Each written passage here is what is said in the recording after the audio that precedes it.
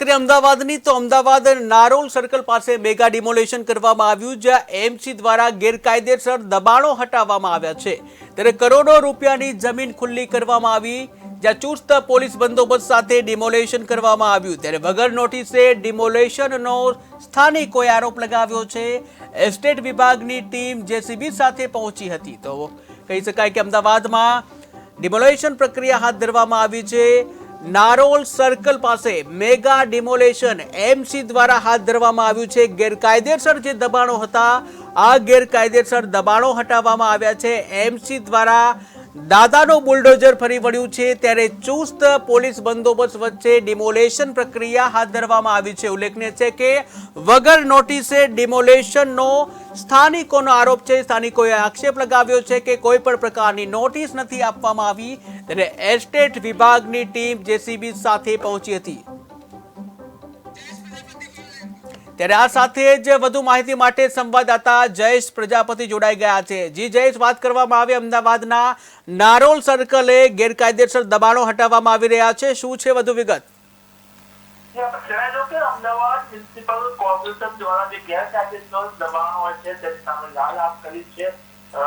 મધ્ય ઝોન હોય, દક્ષિણ ઝોન હોય, પૂર્વ ઝોન હોય, ઉત્તર ઝોન હોય, સમગ્ર અમદાવાદમાં જે ગેરકાયદેસર બાંધકામો થઈ રહ્યા છે, જે જમીનો છે તેના ઉપર પ્લોટિંગ કર્યું છે કે તેના ઉપર જે બાંધકામો થઈ રહ્યા છે તેની ઉપર બુલડોઝર હાથ એમસીના પડી રહ્યા છે। ખાસ કરીને વાત કરવામાં આવે રાણીપ હોય, ઓઢવમાં અત્યાર સુધી મોટા પાયે ડિમોલેશનની કામગીરી થઈ ગઈ છે।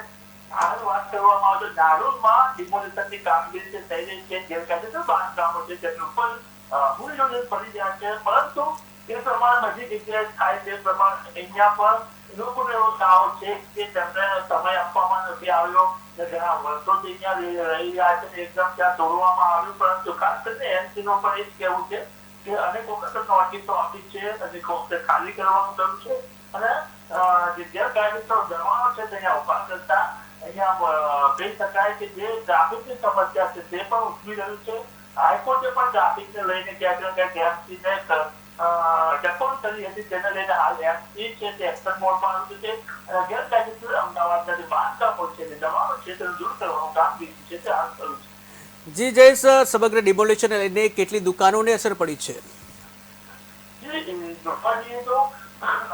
અનેક વિસ્તારો છે જે બે તરફ પૂર્વ, ઉત્તર, દક્ષિણ ધોરણની વાત કરવામાં નારોલની જે જગ્યા છે તે આવે છે। અનેક જે રોડ ઉપર જે દબાણ કરેલા છે, દુકાનો હોય કે હોટલાઓ હોય કે જે ટીલ રાખેલા છે, તે અનેક એવી જગ્યાઓ છે ત્યાંથી તેઓને દૂર કરવાનું કામગીરી છે તે થઈ રહી છે। હું કહી આપણે એ જણાવવા માંગીશ કે જે રીતે દુકાનોની ગેરકાયદેસર બાંધકામ વાળી હોય છે ત્યાં આગળ પાર્કિંગો થતા હોય છે, ક્યાંક ને ક્યાંક જે ટ્રાફિકની સમસ્યા છે તે અહીંયા ઉદ્ભવે છે અને અનેક વખત હાઈકોર્ટે છે તે ટકોર કરી છે અને જવાબ પણ માંગી રહ્યા છે।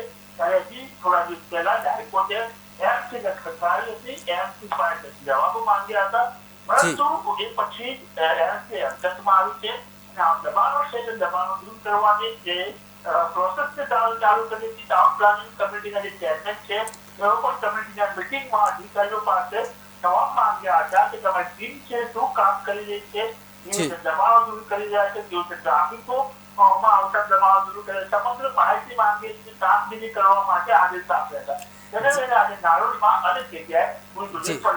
જી સમગ્ર માહિતી બદલ આભાર।